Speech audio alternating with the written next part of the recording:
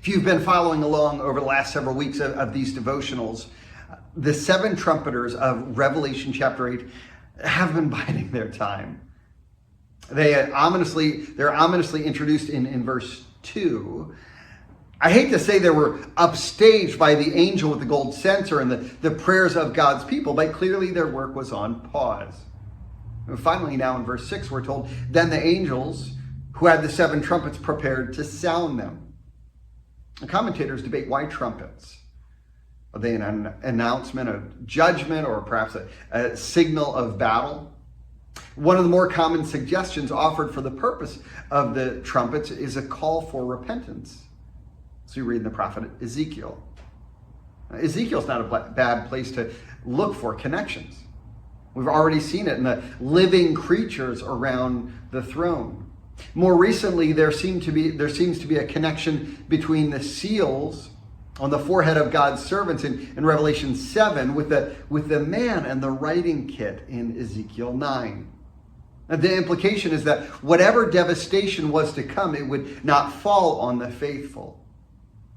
Ezekiel 33 famously says, Son of man, speak to your people and say to them, when I bring the sword against the land, and the people of the land choose one of their men and make him their watchman, and he sees the sword coming against the land and blows the trumpet to warn the people. Now, we'll continue with a few more verses, but did you pick up on it? Judgment in the form of a sword is coming. The trumpet was a warning. The prophet Ezekiel continues, then if anyone hears the trumpet but does not heed the warning, and the sword comes and takes their life, their blood will be on their own head.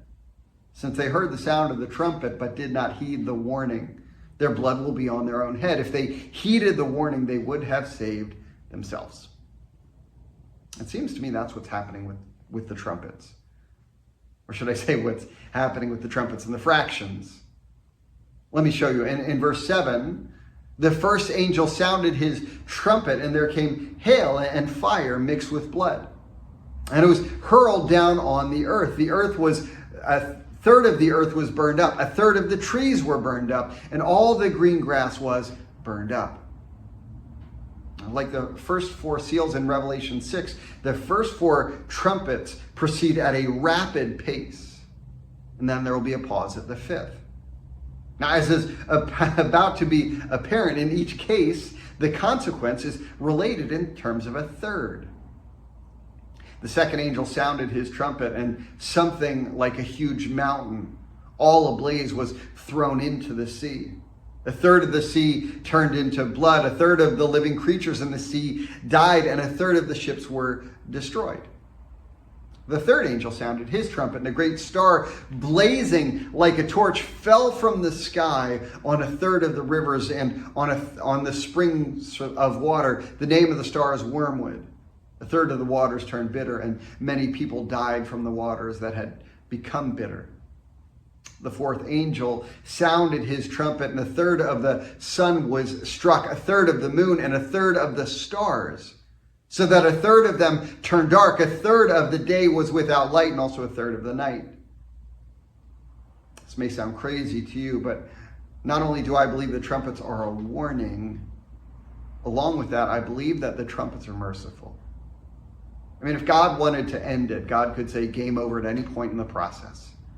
If God wanted to burn up 2/3 of the trees or all of them, poison 2/3 of the water or all of it, turn 2/3 of the day dark or all of it, he certainly could have.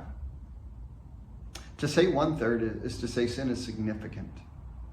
Judgment is coming, but right now, punishment isn't total.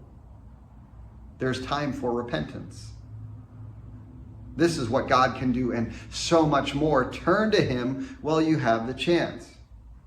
He has not left you without witness or warning. It's close, it's coming, but the door is not closed. You are not without opportunity. I'll say it once more. The consequence of sin is severe, but our God is merciful. Have a blessed week.